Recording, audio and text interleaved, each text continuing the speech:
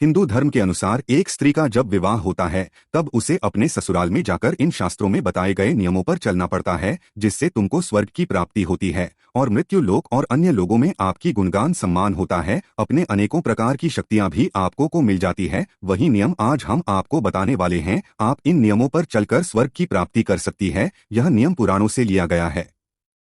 एक पतिव्रता स्त्री पति के भोजन कर लेने पर भोजन करती है, उनके खड़े रहने पर स्वयं भी खड़ी रहती हैं, पति के सो जाने पर सोती है और पहले ही जाग उठती है। दो, स्वामी यदि दूसरे देश में हो तो वह अपने शरीर का श्रृंगार नहीं करती, अथवा यदि किसी कार्यवश पति बाहर जाए तो वह सब प्रकार के आभूषणों को उतार देती है। पति की आयु बढ़े, इस उद्देश्य से वह कभी पति के नाम का उच्चारण नहीं करती। 3, वह दूसरे पुरुष का नाम भी कभी नहीं लेती। पति चाहे कितनी ही खरी खोटी गली बात क्यों न कह डाले, वह उसे नहीं कोसती।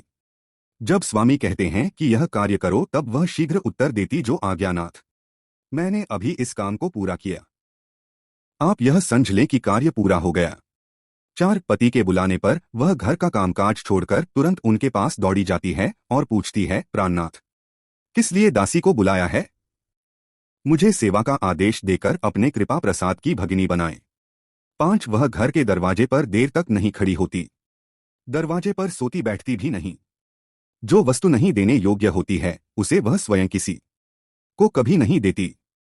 6, पतिव्रता स्त्री को चाहिए कि स्वामी के लिए पूजन की सामग्री बिना कहे ही जुटा दे। नित्य नियम के लिए जल, कुशा, पत्र, पुष्प, अक्षत आदि प्रस्तुत करे और पति की प्रतीक्षा में खड़ी होकर जिस समय जो वस्तु आवश्यक हो वह सब शीघ्र बिना किसी उद्वेग के अत्यंत प्रसन्नतापूर्वक प्रस्तुत करे। 7, स्वामी के भोजन से बचे हुए प्रसाद स्वरूप अन्न और फल आदि को अत्यंत प्रिय मानकर ग्रहण करे। सामाजिक उत्सवों का दर्शन तो वह दूर से ही त्याग दे। पति की आज्ञा के बिना वह तीर्थयात्रा को और विवाहोत्सवों को देखने आदि के लिए भी